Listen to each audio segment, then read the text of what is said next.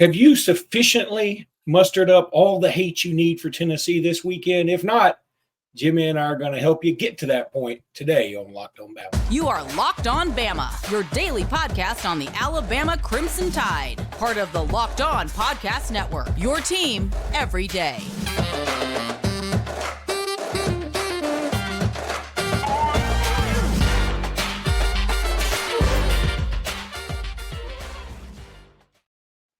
Hey, everybody. Welcome back into Locked On Bama. Luke Robinson, that's me. Jimmy Stein, that is him. This episode is brought to you by Jase Medical. I'll talk about Jase Medical here in just a bit. But, Jimmy, we're going to talk a little bit about Defensive Player of the Year, probably front-runner Dallas Turner, and who Tennessee's front-runner will be. That may surprise you in just a second. But, I think every time the Alabama-Tennessee game comes around, people are always like, well, who do you hate more, Tennessee or Auburn? For me, it's no low contingere. I've always assumed that meant like it's no contest. I'm not 100% sure it means that. I'm pretty sure it does. Okay. I've never translated. But for me, it's no contest. It's Auburn. I mean, I just dislike Auburn more than I dislike Tennessee. I don't even hate Tennessee. Now, did I have a strong disregard for Phil Fulmer? You dang right I did. But, I grew up in an era of Saran Stacy. I was 17 when Saran Stacy exploded. Not literally, of course, but I'm talking about what Brett Musburger said on the game. He did. Saran Stacy explodes. Saran Stacy explodes. It's still like, and he had such a unique running style where it was like so robotic. His arms were always like this. Everything was very mechanical, it seemed like, but it worked.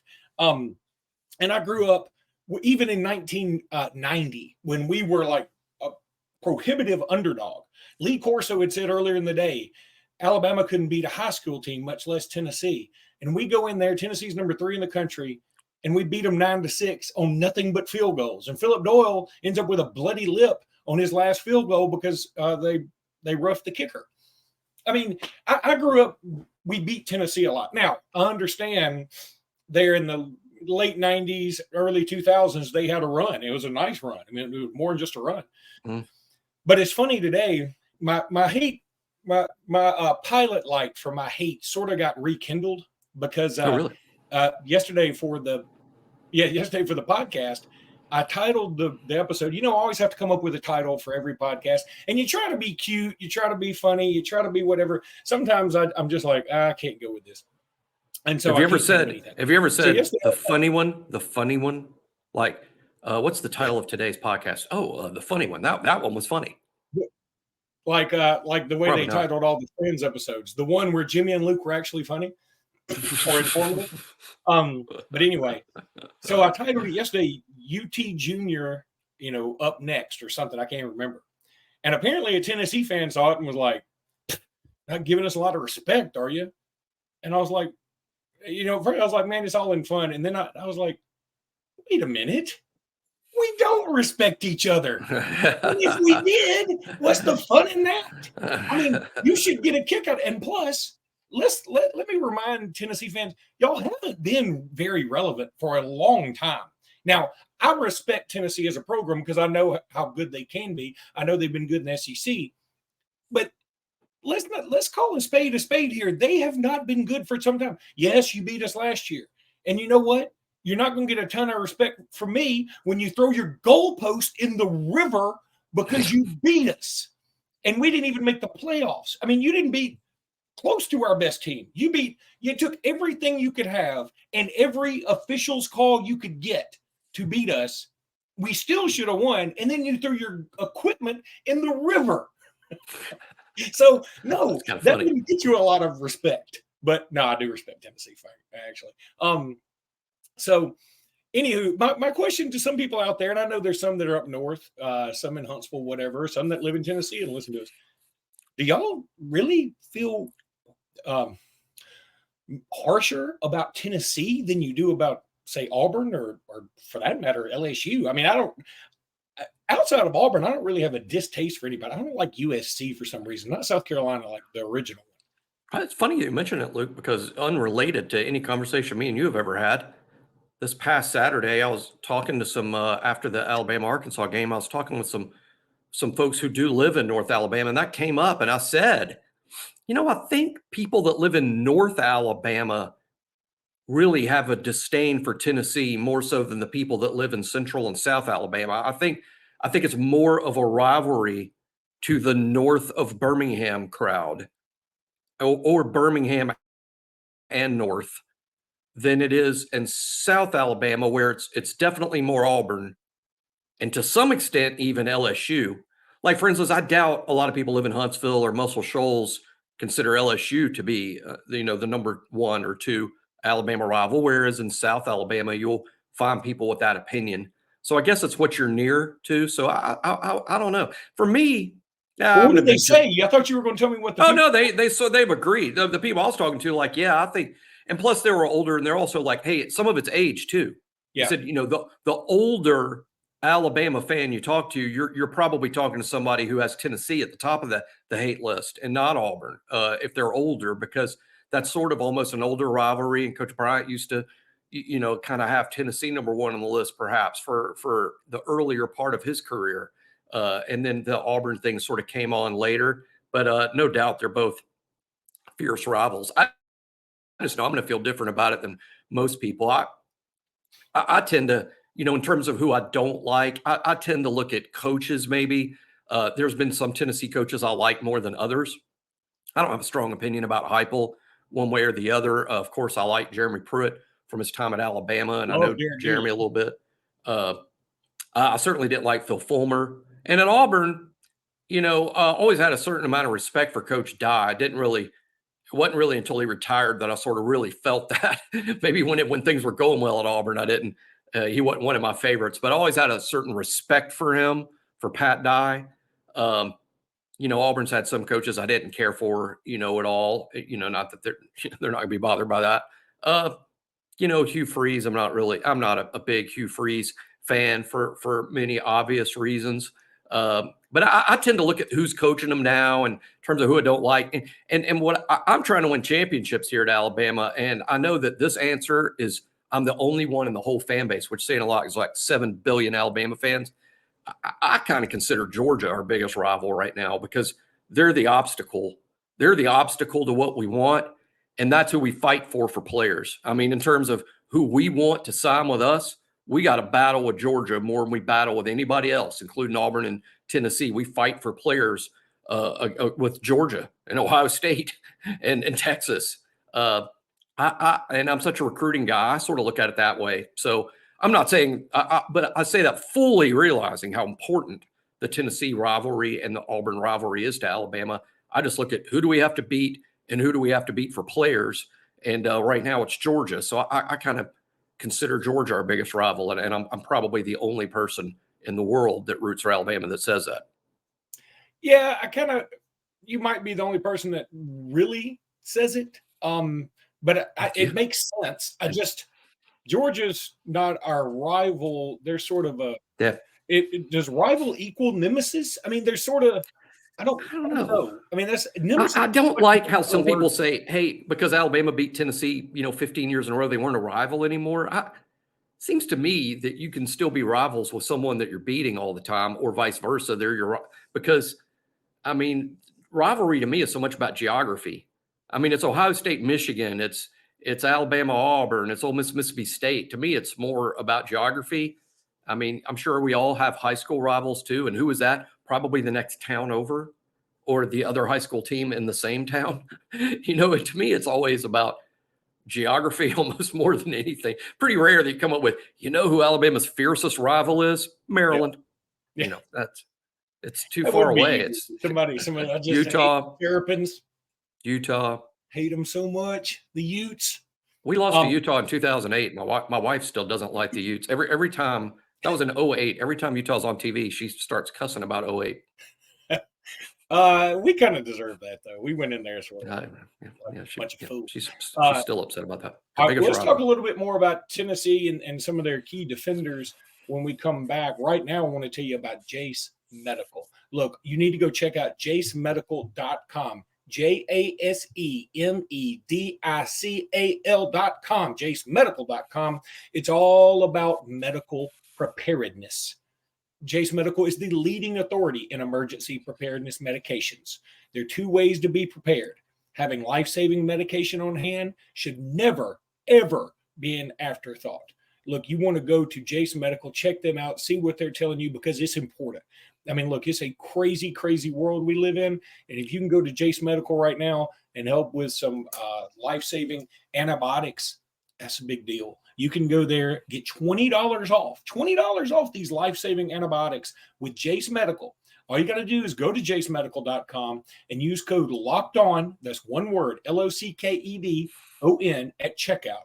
JaseMedical.com. Absolutely love the Jase case they sent me.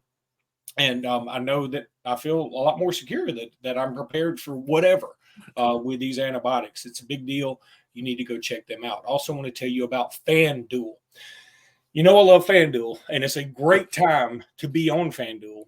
New customers get $200 in bonus bets guaranteed when you place a $5 bet. That's $200 in bonus bets, win or lose. If you have been thinking about joining FanDuel, there's no better time than right now to get in on the action. The app is so easy to use. There's a wide range of betting options, including spreads, player props, over-unders, and much, much more. So visit FanDuel.com/lockedon, FanDuel.com/lockedon, and kick off the NFL season.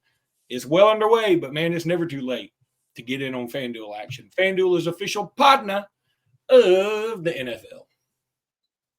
And once again, I forgot the overlays because I'm a moron. So I'll put them up there right now. There's Get Yours Today at JaseMedical.com. Jase Medical. That's easy to remember if you're a Bama fan. Come on now, Jase. It should be, yeah. I got my Jalen Milroe pack in. I meant to get a Jase case, and I got my, Milroe backpack. Anyway, Jimmy, so let's talk a little bit. I don't know what I was doing right there. Somebody said I had a Biden moment on our last podcast, which I thought was kind of funny. Nobody send me any hate mail. I'm not trying to get political. It is funny though. Yeah. So did you spend too much on something? No, I have so many jokes. I can't use any of them because there will literally be people that will quit listening to us because nobody can take a political joke. There's not a Donald Trump fan, a Joe Biden fan, a Hillary Clinton fan out there that can take a joke of any description about anything ever about the guy or girl they like. So I'm never going to do it again. I accept a couple of times. And I'm not going to tell you when. It's going to be a super big surprise. Only don't like jokes about Alabama players. So, anywho, you can make a joke. Hey, I got my Chris Capps medical bag in. It let every disease in.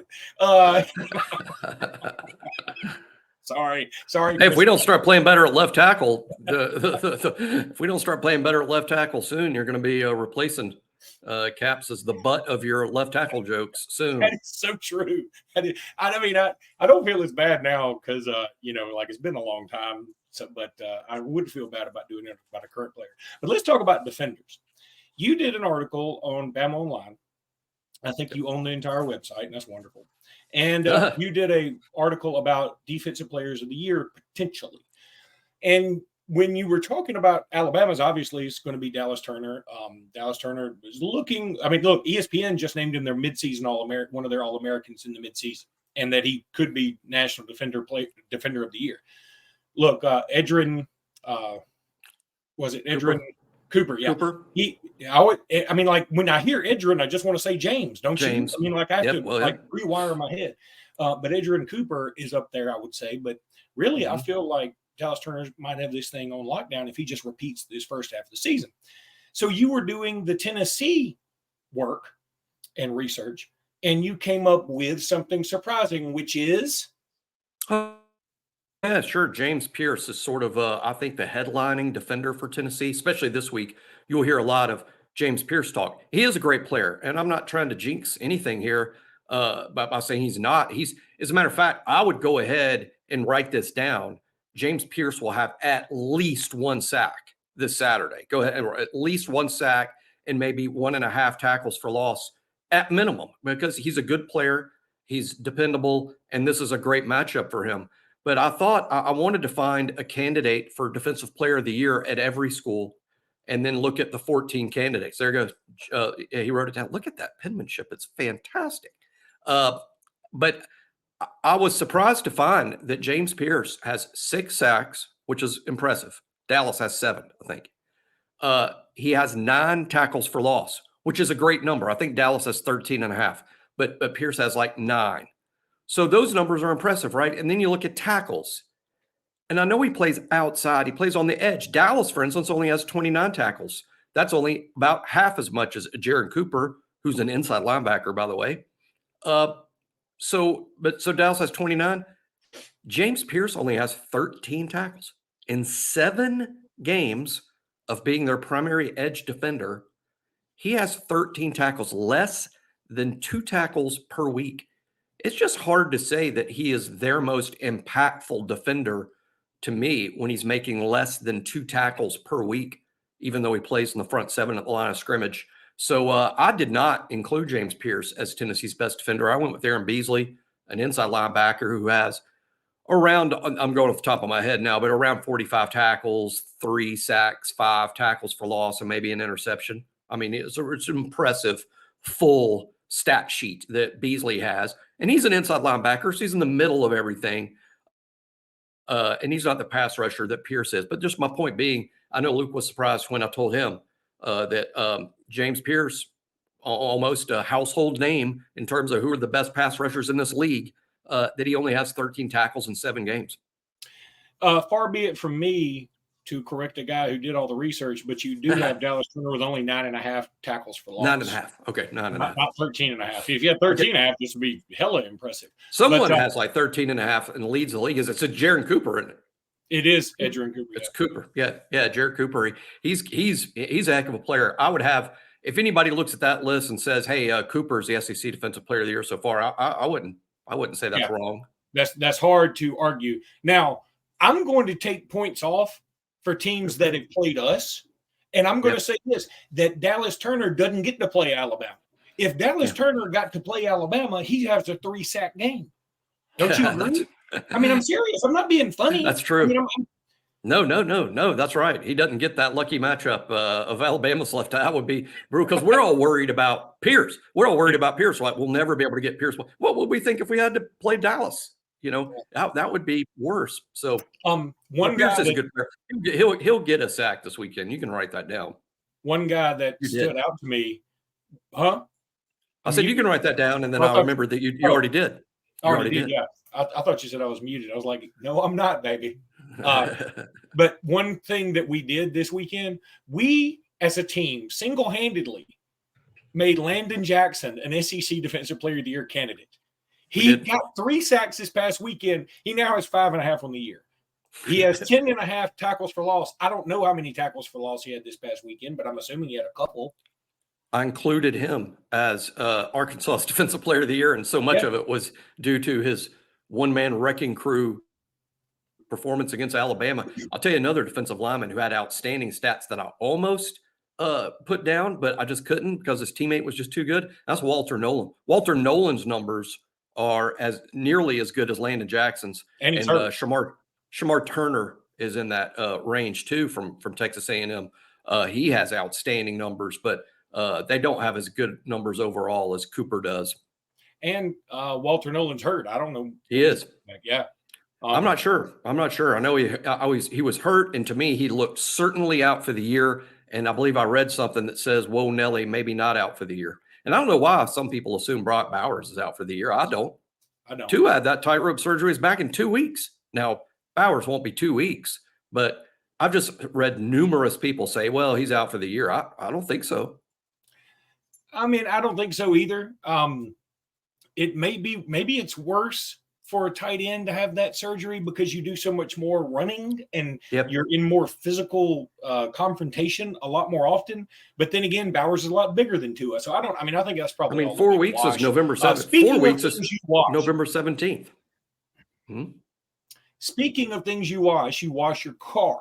And if you have a car and you care about that car, then you need to go to eBay Motors. Passion, drive, and patience. That's what brings home the winning trophy, and it's also what keeps your ride or die alive. eBay Motors has everything you need to maintain your vehicle and level it up to peak performance. From superchargers, roof racks, exhaust kits, LED headlights, and much, much more. Whether you're into speed, power, or style, eBay Motors has got you covered. With over 122 million parts for your number one ride or die, you'll always find exactly what you're looking for. And with eBay Guaranteed Fit, your part is guaranteed to fit your ride every time or your money back. Because with eBay Motors, you're burning rubber, you ain't burning cash. With all the parts you need at the prices you want, it's easy to turn your car into the MVP and bring home that big old win. Keep your ride or die alive at ebaymotors.com. Eligible items only. Exclusions apply. eBay Guaranteed Fit only available to U.S. customers. So if you're listening to us in the south of France right now, you ain't getting the discounts or whatever, guaranteed. Yeah, that's what I mean. We get a lot of hate mail from South France. Hmm? They call me a married tet. A married tet. I think that means a poop head. I'm pretty sure.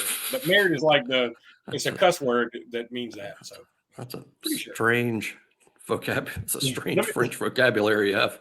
No, let me tell you why. And we'll get to Alabama basketball. So if I met somebody from France that spoke perfect French, I don't think that the question I would ask them is, how do you say poop head? Well, it's another 4-letter word for that they told me to quit saying. So my doubles, I played high school tennis for Fairhope, and my doubles partner was from Brazil. So he spoke Portuguese, and he was really good. He was a real talented player. And I asked him early on, I'm like, hey, give me the Portuguese curse word. So he gave me 2 or 3. So I cursed in high school tennis all year in Portuguese, trained myself to do it. So I never got in trouble, never had any trouble at all.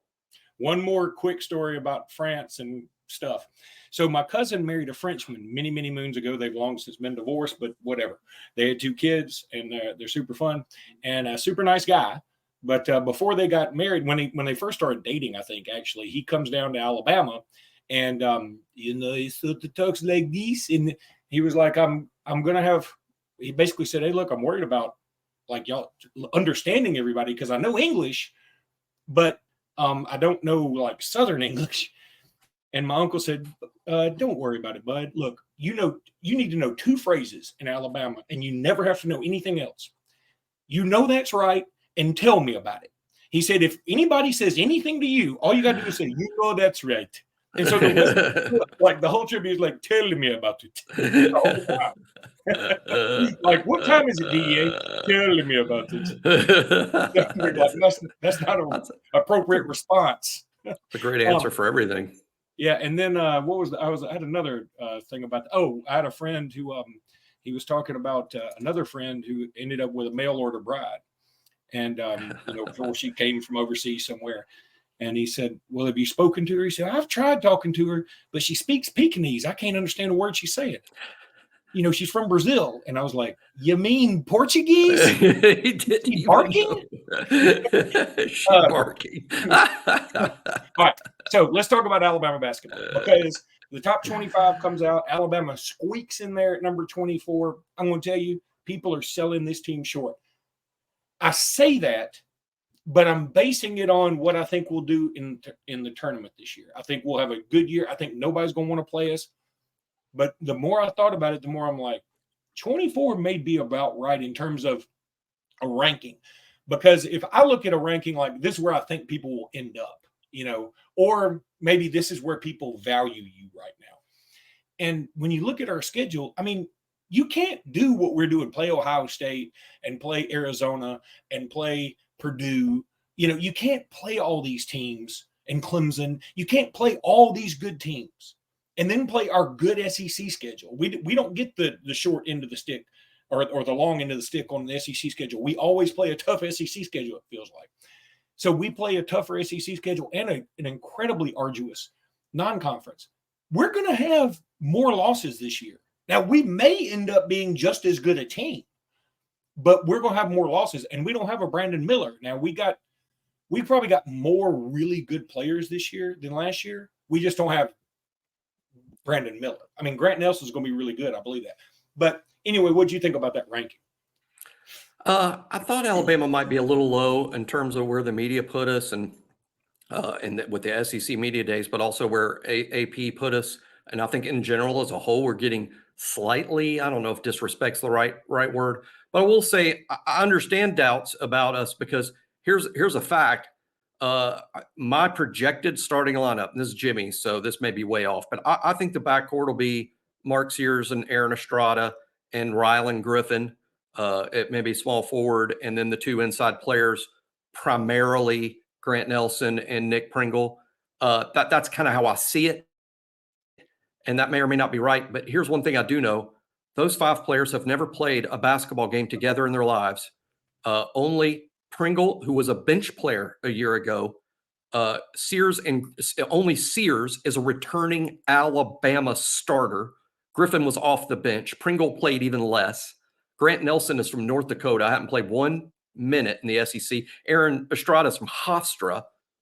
Hofstra in North Dakota in the SEC. So I think doubters, I get it. I get doubters. So I get it. But at the same time, the big time doubters, I'd say, do y'all know Nate Oates? Do y'all know Nate Oates? Because I think we're fired up about this team, and I think we can be very good. And we could say all these things 1 year ago because those guys were new too. And there were a lot of freshmen that we won't have in the lineup this year. All those 5 guys I named, none of them are freshmen. 2 things that jump out to me when you said that, like the contrarian in you and me comes out, because it's like if somebody were to say, hey, 24, they're ranking us way too low. We're like, whoa. Let's, we got a lot of new faces. But if somebody else says 24, they lost all these people, we're going to go, wait a minute, they get a lot of talent coming in. So it's like whichever way they go, we're going the other way. And the other thing I noticed is, well, I'm a lawyer by training. I can't help that.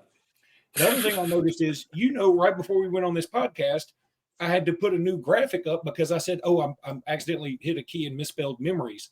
I'm just now realizing I misspelled basketball. So, and I can't change it because we've already recorded the whole dang thing. Well, it's missing an L, and I hope our team is missing an L all year. I want to be low on L's. I thought you were sending a subliminal message. We're going to be low on L's. Yeah, that's actually not a bad way to look at that. But you know what? I did figure out that I think I can fix it. It means nothing to anybody on audio. They're like, "What is he talking about?" But I do have a graphic up here for us, and I have to type these usually just before this thing goes on, and sometimes I get kind of stupid with them. So I just misspelled basketball. But Jimmy, if you want to see magic happen, abracadabra, done, fixed it. Great, he added an L. We're 0-1. We're 0-1. We had a tough. We went on the road and dropped a tough one right there. Tough preseason. It was a preseason matchup. Luke had with spelling there. We were in it till late. Look, we're at the 28-minute mark of the podcast. It's going to be over by 30 minutes. We were in it till the very end. We started fouling and they hit their free throws. So, but they look on the SEC, all SEC team. How about the first team is Wade Taylor, who is really good at Texas A&M. I like him a lot. Yeah. Justin Edwards at Kentucky. Brazil from Arkansas, who transferred from Missouri the previous year, and then I think he sat out the entire year last year. Tolu Smith, who, my God, it feels like he's been there a long time. Grant Nelson and Janai Broome from Auburn. And then, of course, what all SEC list would be complete without Santiago Vescovi, who has been at Tennessee since before Tennessee was a state. He has been at Tennessee as long as any human being has been at any college. Yeah, he was one of the students that voted for Rocky Top being the official theme song.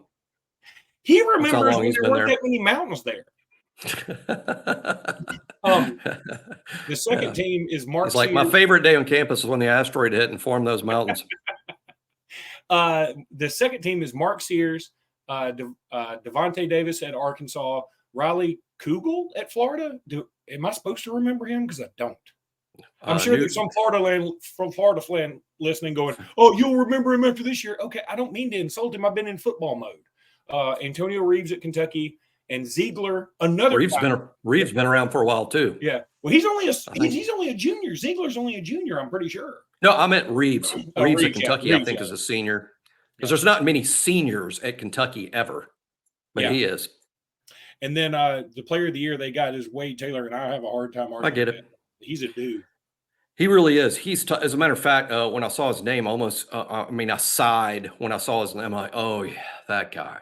That to me is my ultimate compliment when I sigh and say, oh, that guy. Well, here's what's funny, Jimmy, about basketball. This is why basketball can be a lot of fun because we obsess about football all summer, so we know who's coming back. We're into it. But like about this time when the All SEC team comes out, you're like, oh my God, I forgot they got him still on the team.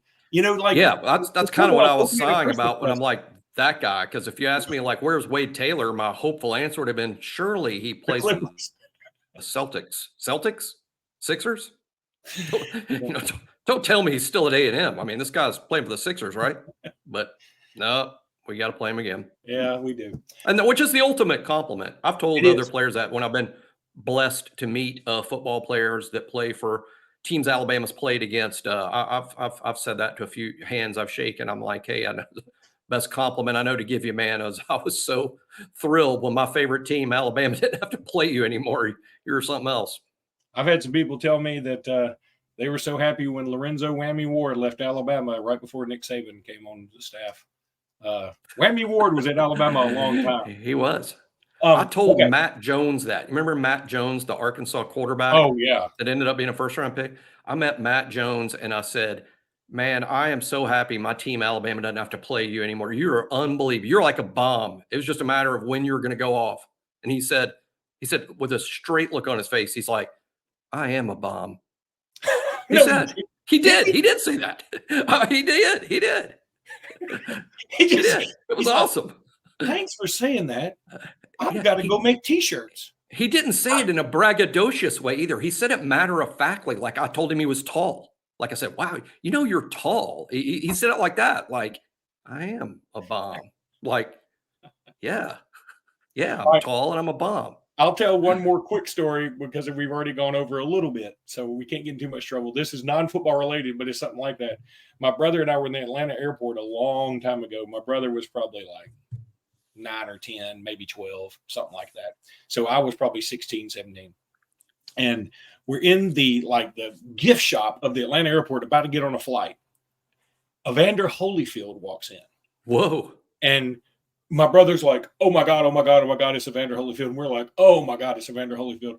And my brother goes, Mr. Holyfield, can I get your autograph? And he goes, sure, son. You got anything to write on? And my brother had a pen, like just holding that. He goes, just sign my shirt. And Evander Holyfield looked at him and goes, I'm not ruining your shirt, kid. And walked off. I'll never forget that. I'm like, he knocked you out without hitting you. Just sign my shirt. He did, and he did just like this, like sign my shirt. Like he made little bosoms out of it. Like I'm not signing that Armani suit, kid. It was not. By the way, Evander was probably like, it's not worth my ink to put on this piece of junk shirt you had. I mean, it's probably like an NBA Jam shirt or something like that, something terrible. Because we didn't have a lot of nice things. I love Mike Tyson shirt. All right, that's going to do it for today's podcast. We'll be back tomorrow. Until then, roll tide, everybody.